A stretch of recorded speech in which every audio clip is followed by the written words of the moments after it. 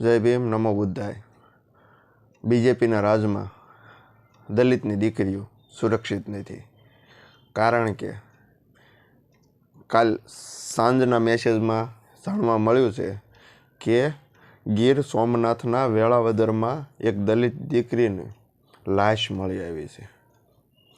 કોને માર્યું, શું કામ માર્યું એ તો હજી જાણવા નથી મળ્યું, પણ એક શંકાસ્પદ લાશ મળી આવી છે.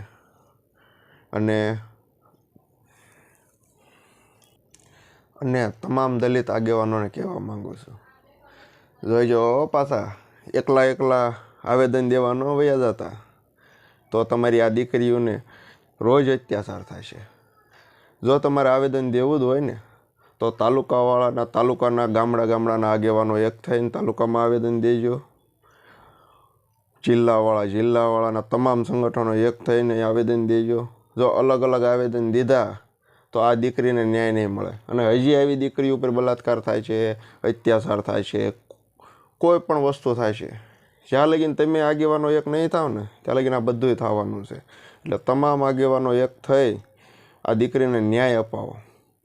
હા, કોઈ પણ વસ્તુ હોય, દીકરીને મારી નાખવામાં આવી છે તે માટે ન્યાય લેવો આપણી ફરજ છે. ન્યાય મળવો જ જોઈએ.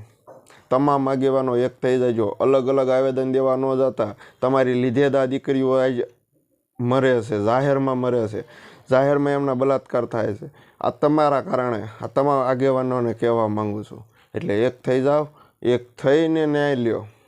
અલગ અલગ ભાગીને અલગ અલગ સંગઠનો નો ન્યાય લ્યો, કોઈ દી ન્યાય નહીં મળે.